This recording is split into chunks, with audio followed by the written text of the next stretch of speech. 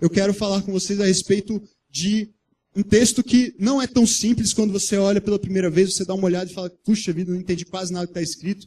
E é muito comum quando a gente lê a Bíblia, e principalmente quando não temos muito hábito de fazer isso, quando estamos começando nessa caminhada de entender a Bíblia, de descobrir a Bíblia, de tentar entender o que ela ensina, o que ela diz. É muito comum a gente se deparar com um texto em que a gente fica assim, puxa vida, não entendi nada. Faço a menor ideia do que esse cara está falando. E esse é um texto que quando eu li pela primeira vez, foi exatamente essa a minha sensação. Eu falei, eu não entendo nada do que está dizendo aí. Eu li umas 10 vezes, continuei sem entender nada, e eu leio até hoje e muita coisa eu ainda não entendo. Isso já faz bons anos que eu li a primeira vez esse texto. Mas eu vou tentar, com a ajuda de Deus, pela graça dele, pela misericórdia dele, compartilhar um pouco com você a respeito desse texto e de alguns versículos um pouco mais simples do que esse, especialmente um versículo é um pouco mais complicado. Eu quero começar logo com ele, para a gente já esclarecer as coisas e poder seguir. Você ouviu aí, antes de eu subir para cá, uma música, viu um clipe do Rodolfo. Quem aí ouvia Raimundos quando era mais novo? Só os mais velhos levantam a mão, né? Porque a galera mais nova não sabe nem o que eu estou falando. Raimundos era uma banda de rock, pauleira assim, eu não sei definir, pop rock seria? Galera que entende, punk rock, eu não entendo nada de música, então, para mim é tudo rock, né? Mas punk rock, então. E eu curtia Raimundos. Quando eu era adolescente, eu achava massa. Eu curtia, eu cantava assim, que mulher ruim, jogou minhas coisas fora. Disse que isso, na cama eu não deito. Não era assim. Mulher de fases. Vê que eu canto bem, né, velho? Canto muito bem. E aí eu curtia Raimundos, eu ouvia Raimundos. Eu tinha o CD do Raimundos, achava massa. Era aquela coisa, né? Adolescente, eu ouvia Raimundos. O que mais que você ouvia quando era adolescente? Eu ouvia Green Day, não tinha Green Day? Caraca, muito velho, né? Muito velho. Então, vou parar de falar que... Linkin Park, eu ouvia Linkin Park. Galera do Linkin Park.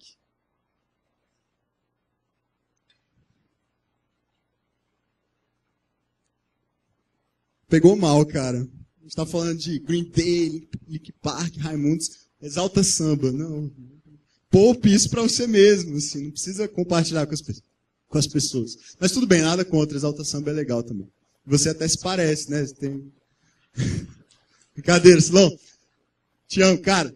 E aí, então, o Raimundos era uma banda massa e tal. E aí, a Monique do Samuel, líder de PG aqui da nossa juventude, postou, se não me engano, ontem, esse clipe no Facebook. Aliás, não postou o clipe, postou uma frase, uma estrofe dessa música que eu nem conhecia.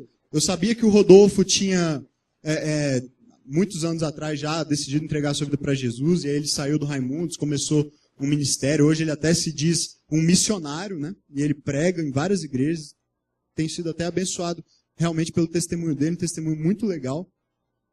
E aí a Monique postou então uma estrofe dessa música que me chamou a atenção. A estrofe diz assim, talvez você tenha pegado aí ou já conheça a música. Como não perceber que a expressão que você espera que eu seja é para que quem me vê possa te ver em mim. Meio confuso, né? Como não perceber que a expressão que você, Deus, ele está falando com Deus isso, a expressão que você espera que eu seja, que eu viva, o meu jeito de ser, de viver, aquilo que as pessoas vão enxergar em mim, seja uma expressão daquilo que o Senhor é em mim. Em resumo, ficar talvez um pouco mais claro, o que ele está dizendo aqui é que ele entendeu, ele percebeu finalmente isso, que o que Deus espera dele é que ele viva de uma tal forma, que o estilo de vida dele seja de um tal jeito, que quando as pessoas olharem para ele, elas não vejam a ele, Rodolfo, ou Vitor, ou Biel, ou Manuel, Nina, mas que as pessoas ao olharem para nós vejam o próprio Deus, enxerguem a ele e não a nós. Ou seja, o que ele propõe é que o nosso estilo de vida, o nosso jeito de agir, de pensar, de falar, de se comportar nos nossos relacionamentos, nos diversos ambientes em que nós transitamos e construímos a nossa vida, nosso jeito de viver aponte para alguém, não para nós mesmos, não para quem nós queremos que as pessoas enxerguem que nós somos bem-sucedidos e realizados, pessoas em relação às quais as pessoas vão se impressionar, vão olhar e vão falar, puxa, que legal, eu quero ser como aquela pessoa. Não, mas que a nossa vida aponte para Deus, para Jesus.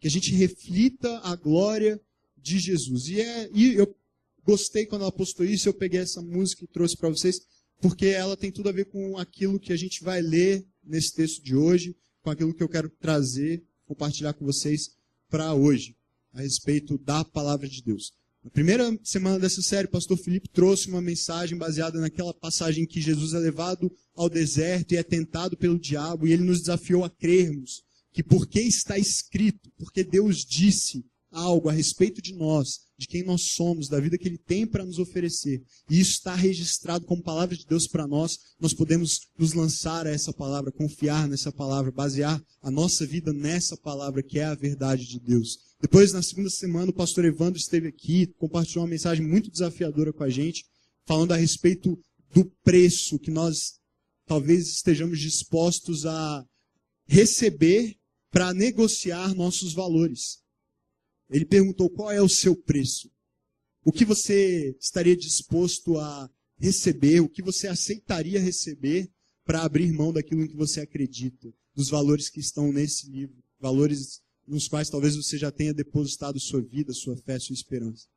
E aí na última semana, na terceira semana dessa série, eu estive aqui com vocês e eu compartilhei com vocês uma mensagem falando a respeito da fé, a respeito da aproximação que nós devemos ter em relação à Bíblia, em relação ao texto bíblico, que não é uma aproximação como nós nos aproximamos de um outro livro qualquer, em que nós esperamos evidências e esperamos provas, sinais de que aquilo é verdade, para então depositarmos a nossa confiança naquilo que lemos, naquilo que vemos, naquilo que tocamos. E a partir da experiência de Tomé, então, a gente conversou sobre essa fé naquilo que nós não vemos, e que Jesus diz que é muito melhor e é mais feliz aquele que não vê, mas crê. Aquele que experimenta sem depender de provas, sem depender de evidências. E o nosso relacionamento com Deus e com a Bíblia também se dá dessa forma, com base no invisível. E porque a sua fé é no invisível, você é capaz de experimentar também o impossível. E hoje nós vamos entrar agora, e acompanhando aí a sua leitura do plugin que você vai fazer essa semana, você vai entrar já nas cartas de Paulo, que começam com o livro de Romanos, e vão até lá Filemon, ou Hebreus, porque ninguém sabe até hoje quem escreveu Hebreus, talvez tenha sido Paulo.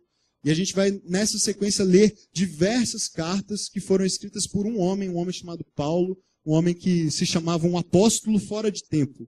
Você que está acompanhando e leu os evangelhos, você viu lá Jesus escolhendo 12 homens, chamando esses homens de apóstolos, eram seus discípulos mais próximos, aqueles que andaram com ele durante 3 anos, que ouviram tudo que ele ensinou, viram todos os seus milagres, acompanharam tudo que ele realizou enquanto esteve nesse mundo, e o viram também depois de ressurreto. Acompanharam a sua crucificação, ficaram tristes com a sua morte, choraram, lamentaram, mas depois, ao terceiro dia, viram Jesus depois de ressuscitar, e falaram com ele, tocaram nele. Tomé, inclusive, tocou lá a sua mão, e nós falamos sobre isso semana passada, o buraco que havia ficado por causa da lança que foi enfiada em Jesus.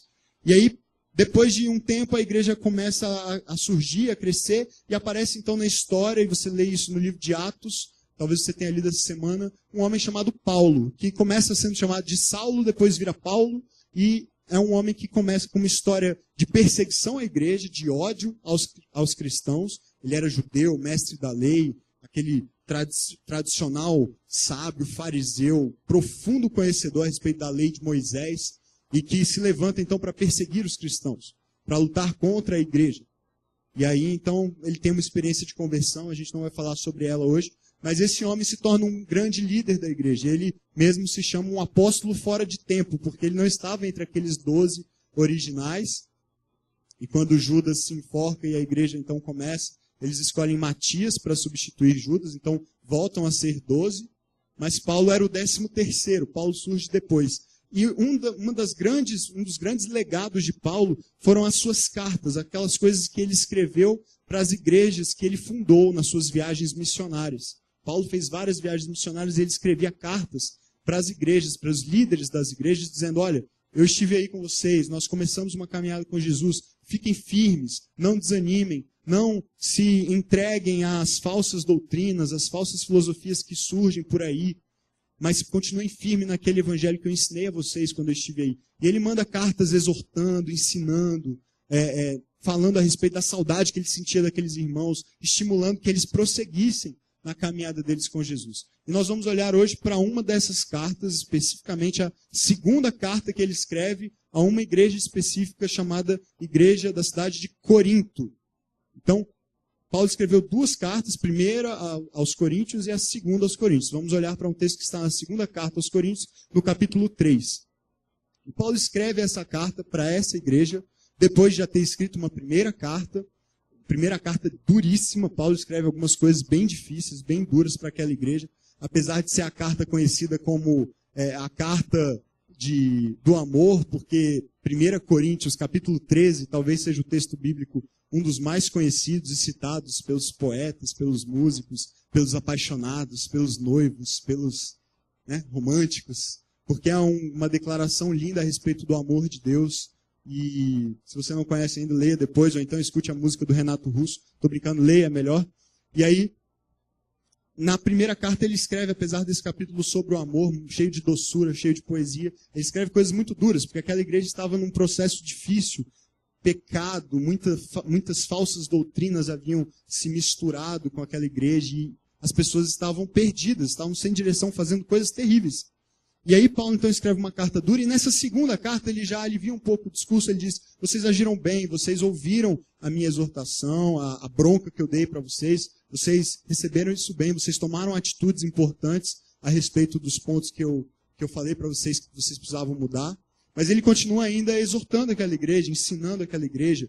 E no capítulo 3, talvez esse seja um dos capítulos mais difíceis de se entender, principalmente se você não tem ainda uma visão muito ampla da Bíblia e também do Velho Testamento.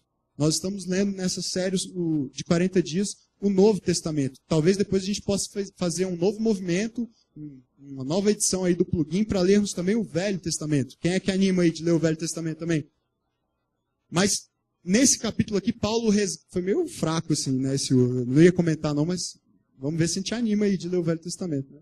Tá meio fraco. Nesse capítulo 3, Paulo traz um histórico a respeito de um fato específico que aconteceu na história do povo de Israel. Um momento em que Moisés, o grande líder, o grande profeta, o grande libertador do povo de Israel, ele recebe, provavelmente você já ouviu falar nisso, as tábuas da lei, os 10 mandamentos. Êxodo capítulo 20, depois você lê em casa, Moisés sobe no monte, ele fica 40 dias e 40 noites em cima desse monte, Deus fala com ele, dá uma série de leis, e a Bíblia diz que o próprio Deus escreve em 2 tábuas de pedra, na frente e no verso dessas tábuas, os 10 mandamentos. Vocês conhecem os 10 mandamentos? E aí, Moisés, então, depois de 40 dias e 40 noites, desce lá daquele monte, e o que ele encontra? No momento em que ele está recebendo de Deus a orientação para como aquele povo viveria depois de ser liberto do Egito, como eles deveriam se comportar, como eles deveriam agir para ter um relacionamento com Deus. No primeiro instante em que ele vai levar isso ao povo, vai levar as orientações de Deus ao povo, ele se depara já com um povo que havia se corrompido, que havia construído um ídolo de ouro, um bezerro de ouro, e adorado a esse ídolo. E aí Moisés, então, num ataque de raiva, eu entendo ele, porque eu acho que eu faria isso também, ele pega as tábuas e joga no chão, as tábuas que o próprio Deus havia escrito com os seus mandamentos para o povo, ele quebra aquelas tábuas. E aí depois, lá no capítulo 34, Deus manda de novo ele pegar 2 tábuas, Deus escreve de novo os mandamentos nas tábuas, e aí o que acontece? A Bíblia diz que nessa segunda experiência com Deus, Moisés desce do monte e o rosto dele brilhava. O seu rosto, ele tinha tido contato com o próprio Deus, com a glória de Deus. E o seu rosto então resplandecia, brilhava como uma luz muito forte. E as pessoas, o povo, não conseguia olhar para ele diretamente, porque a luz era muito forte. É como você ficar olhando para uma lâmpada diretamente, daqui a pouco você não consegue, ou para o sol. E eles tinham essa sensação ao olhar para Moisés. E a Bíblia diz que Moisés coloca um véu, então, no seu rosto, para que pudesse conversar com as pessoas. Para que elas conseguissem olhar em direção a ele. E o que isso tem a ver? Por que eu estou falando disso? Porque a Bíblia diz também que, depois de um certo tempo, o rosto de Moisés já não brilhava mais. Já não tinha tanta glória mais. A glória estava se desvanecendo, estava se perdendo. Mas o curioso é que Moisés continuava com o véu. De alguma forma, Moisés se apegou àquele véu como se aquele véu representasse uma autoridade. De alguma forma, o povo olhava para Moisés com aquele véu e pensava, puxa, esse homem é o homem que fala com Deus. É o homem que nos representa diante de Deus. Ele tem tanta intimidade com Deus, ele tem tanta proximidade com Deus, que o rosto dele brilha. E então ele tem que usar esse véu. E aí, mesmo quando o rosto dele já não brilhava tanto assim, Moisés não tirava o véu.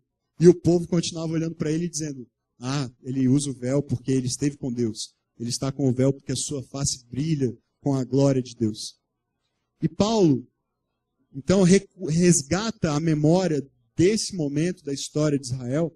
Nesse capítulo 3, ele nos desafia a nos relacionarmos com Deus e a nos relacionarmos com a glória de Deus de uma forma livre.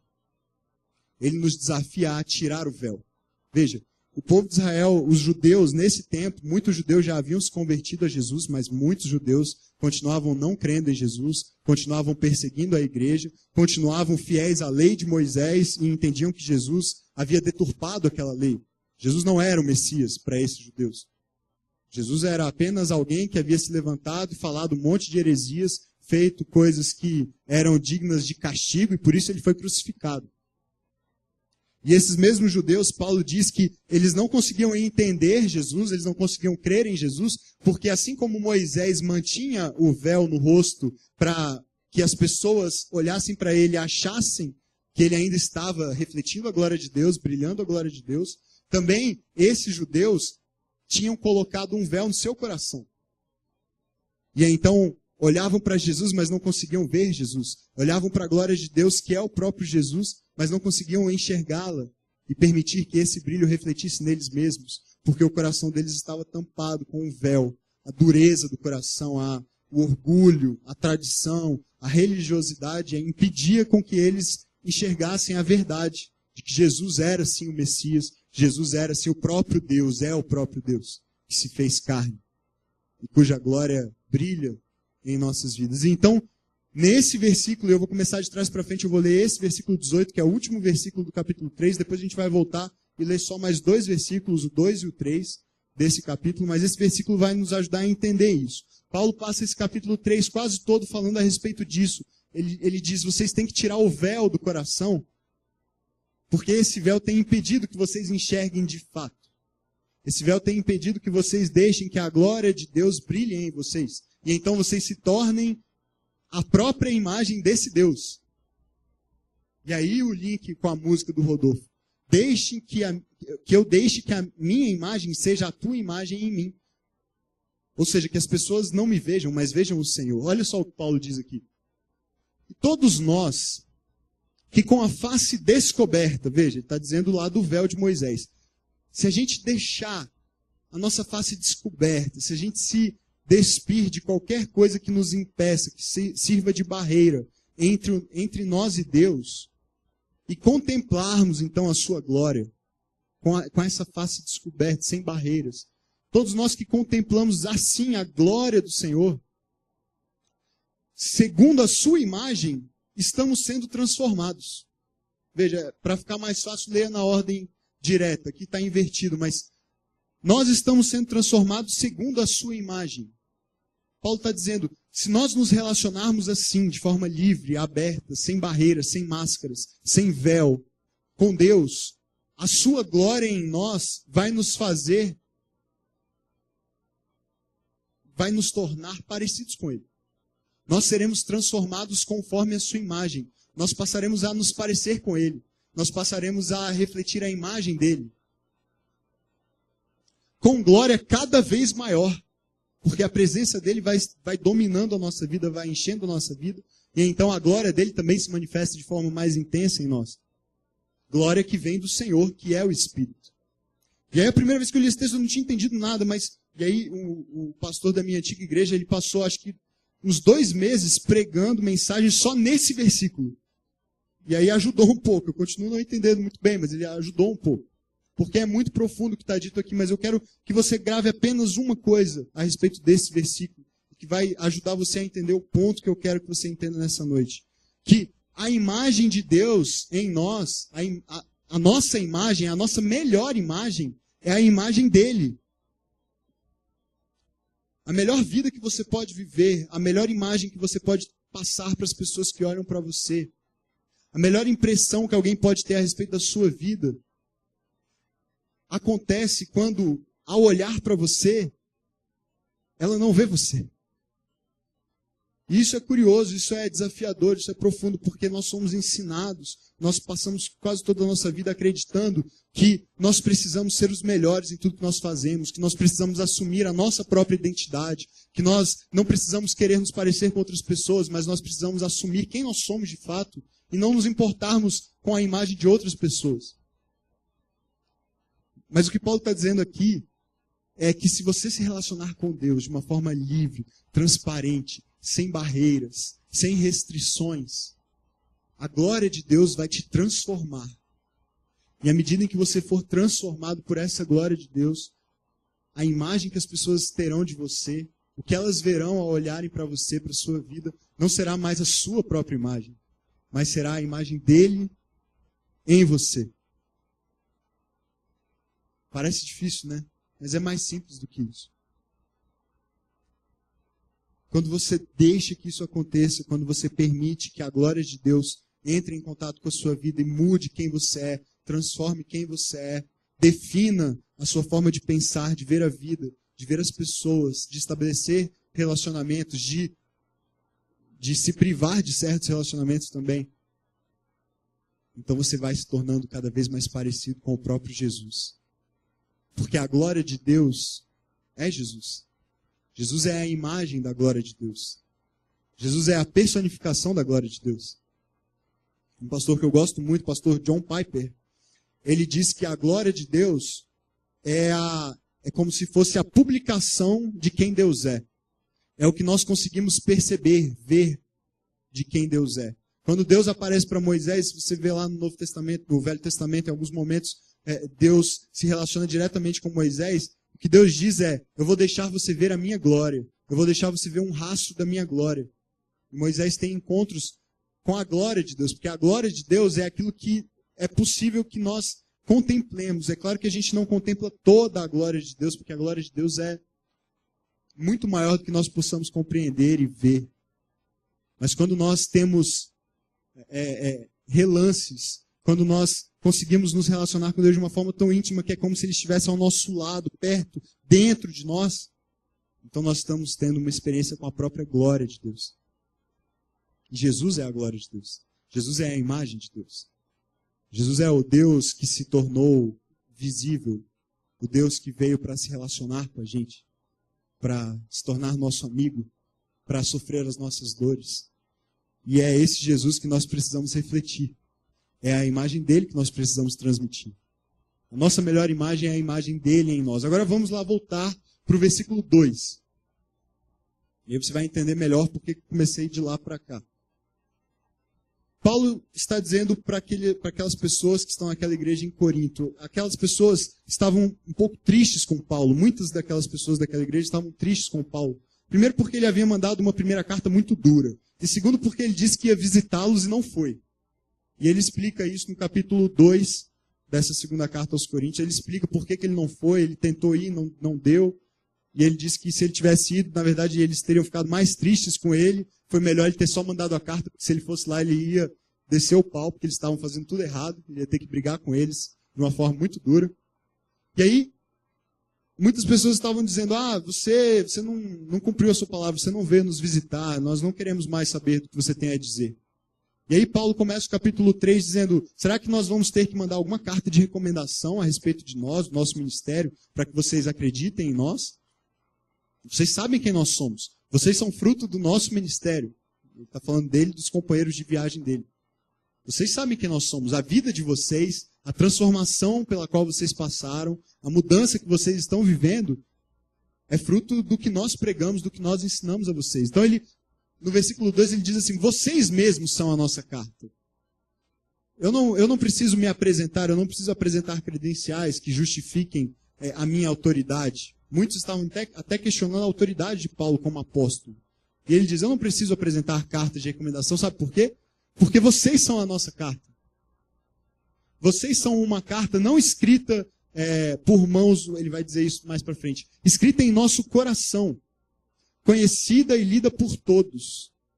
Vocês são uma carta. Vocês demonstram que são uma carta de Cristo, resultado do nosso ministério. não com tinta, escrita não com tinta, mas com o Espírito do Deus vivo. Não em tábuas de pedra, como os mandamentos que Moisés recebeu de Deus, mas em tábuas de corações humanos.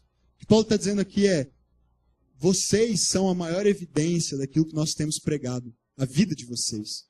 Sabe por quê? Porque vocês têm vivido essa vida transformada. Vocês têm experimentado a glória de Deus, vocês têm tido relacionamento com esse Deus. Então, vocês são a nossa carta, vocês são a mensagem, é isso que Paulo está dizendo. No coração de vocês há algo gravado. Não foi gravado por mãos humanas, não foi gravado em tábuas de pedra, mas foi gravado pelo próprio Espírito de Deus no coração de vocês. E aí ele diz, e aí o que eu quero que você entenda a respeito do que ele diz é que a vida que nós vivemos, a vida que você pode viver hoje, a vida que talvez você já esteja vivendo com Jesus, mas que ele pode te desafiar nessa noite a viver de uma forma ainda mais profunda, mais íntima, mais verdadeira, é a própria mensagem que você transmite. Nós somos, cada um de nós, uma carta. As pessoas, quando olham para nós, leem algo. O que elas têm lido na sua vida? Que mensagem elas leem quando olham para você, quando conversam com você, quando se relacionam com você, quando conhecem você de verdade, quando estabelecem relacionamento mais profundo com você? Qual é a mensagem que elas leem? Paulo está dizendo, vocês são cartas, cartas vivas, cartas escritas não por mãos humanas, mas pelo próprio Espírito Santo. Ele escreveu algo no coração de vocês. E quando nós nos relacionamos com Ele, o versículo 18 diz, quando nós lemos primeiro, nós somos transformados para que a nossa imagem deixe de ser nossa, mas se torne a imagem de Deus em nós. Será que nós temos sido essa imagem? Será que nós temos transmitido essa mensagem para as pessoas que convivem conosco? Meu maior desejo é viver uma vida com Deus, com tanta proximidade, tanto amor, que ao olhar para mim as pessoas não vejam a mim. Não importa quem eu sou, mas importa que Ele cresça, como João Batista disse. Importa que Ele cresça e que eu diminua. Eu quero desafiar você nessa noite a refletir sobre a sua vida, sobre o estilo de vida que você tem vivido, sobre as suas prioridades, sobre as suas escolhas. Pense, que mensagem eu transmito com a minha vida? Que carta, que tipo de carta eu sou? Será que eu sou uma carta assim, uma carta viva, uma carta que as pessoas olham e cuja mensagem aponta para Jesus? Ou será que eu tenho ficado tão centrado em mim mesmo, nos meus próprios objetivos, nos meus alvos, nas minhas metas, nos meus sonhos, que ao olhar para mim as pessoas simplesmente veem mais uma pessoa que busca se realizar nesse mundo, cuja vida se resume às coisas que nós vemos, àquilo que nós podemos comprar, àquilo que nós podemos adquirir com o nosso suor, com o nosso trabalho. Deus nos convida a um nível de intimidade, a um nível de relacionamento com Ele, em que a glória dele brilha em nós. E aí nós não precisamos fazer como Moisés, colocar um véu no rosto.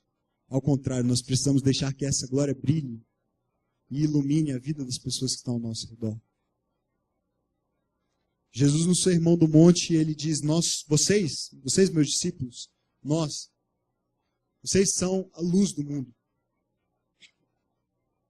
E é interessante que sempre que Jesus fala a respeito de boas obras, ele diz assim, olha, se você der uma esmola com a sua mão direita, que a sua mão esquerda não saiba aquilo que você fez. Se você jejuar, se você orar, faça isso no secreto, faça isso no seu quarto. Não fique fazendo isso em público para que as pessoas digam, olha como ele é uma pessoa santa, olha como ele é uma pessoa generosa, bondosa, que dá esmolas, né? Vai dar o dízimo ou dá uma oferta na igreja e faz questão de que todo mundo veja, saiba, puxa, dei uma oferta aqui de R$1.000, nossa, eu sou muito bom mesmo, eu sou muito generoso. Não, Jesus sempre fala, faça isso em secreto e o seu Pai que vem em secreto vai te recompensar. Mas quando Jesus diz, vocês são a luz do mundo, sabe o que ele diz? Não se pode esconder uma cidade edificada sobre um monte. E ninguém acende uma candeia, uma lâmpada e coloca debaixo de uma vasilha. Ao contrário, você coloca no lugar em que ilumine toda a casa. E ele termina essa parte do Sermão do Monte dizendo assim: assim brilhe a sua luz, a luz de vocês diante dos homens, para que vejam as suas boas obras e glorifiquem a vocês pelas suas boas obras, aplaudam vocês, queiram ser como vocês, queiram ter a imagem de vocês, queiram se parecer com vocês? Não. Glorifiquem ao seu Pai que está nos céus. Quando Jesus fala a respeito do estilo de vida que nós devemos ter, da luz que nós devemos brilhar, da imagem que nós devemos transmitir, ele não diz: escondam-se, tranquem-se entre quatro paredes de uma igreja e fiquem lá bem seguros, protegidos. Ele diz: vão para esse mundo, brilhem essa luz para todas as pessoas com quem vocês se encontrarem, em todos os seus relacionamentos. Deixem que essa glória se manifeste. Deixe que essa luz brilhe. Tire o véu, tire máscaras.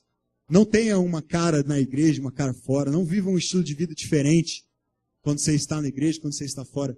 Deixe a glória de Jesus brilhar na sua vida, para que todos vejam. E o que vai acontecer quando você viver essa vida? Que as pessoas vão glorificar a Deus.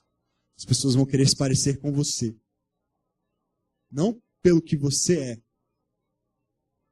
mas porque Ele brilha em você. E a presença de Jesus é a coisa mais irresistível que alguém pode oferecer.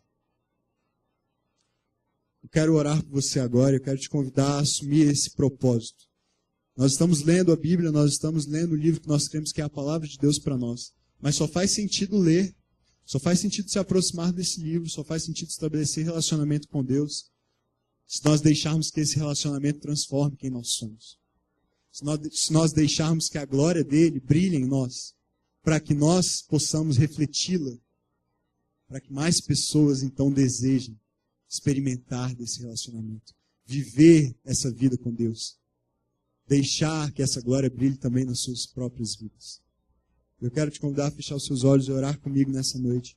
Nós vamos pedir isso. Deus, transforma a nossa vida, o nosso coração, transforma as nossas prioridades, muda a nossa agenda, Senhor.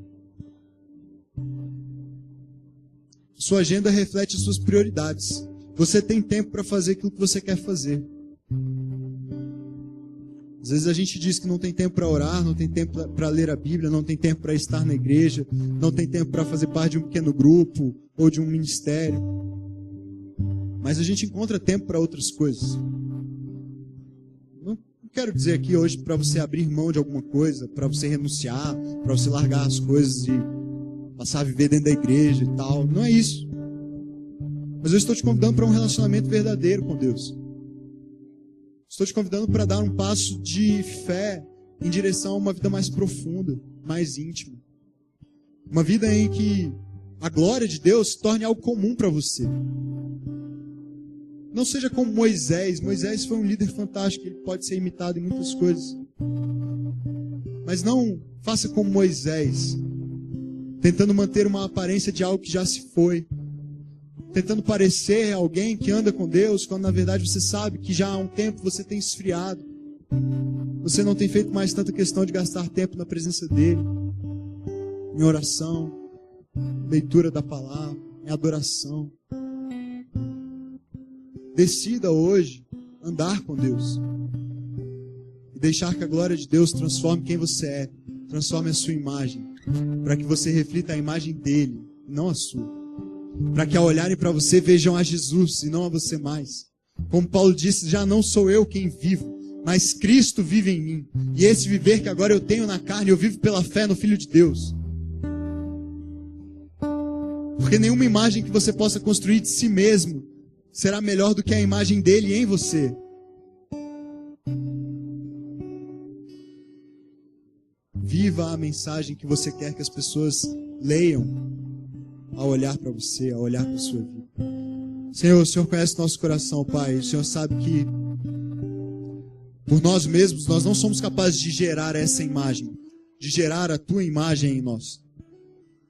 Mas nós somos muito desafiados nesses dias, Pai, a olhar para a tua palavra, ver a história de homens como Estevão, pessoas que abriram mão da sua própria vida, Senhor, para anunciar a verdade da tua palavra, anunciar a salvação em Jesus, e sofreram por causa disso.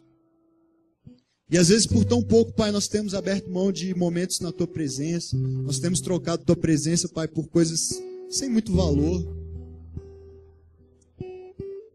E aí, ao olharem para nós, as pessoas não conseguem enxergar Jesus porque nós confessamos, Pai, muitas vezes não é a imagem de Jesus que nós queremos transmitir.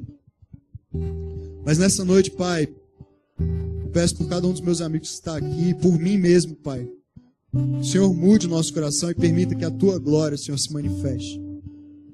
E que, a partir de hoje, Pai, a partir de uma decisão nova, a partir de uma nova disposição, que vem de dentro para fora,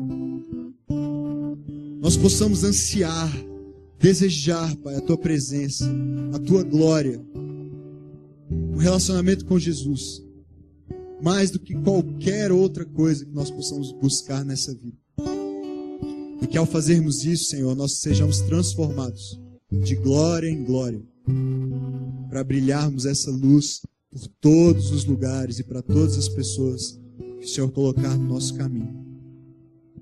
Ajuda-nos nessa missão, Pai, que é tão desafiadora, mas que é tão maravilhosa. E se há alguém nessa noite aqui, Senhor, que pela primeira vez está sendo desafiado a ter um relacionamento com Jesus, a deixar que essa vida de Jesus brilhe no seu coração, na sua alma, eu peço que o Senhor toque esse coração, que o Senhor abra esse coração para Ti.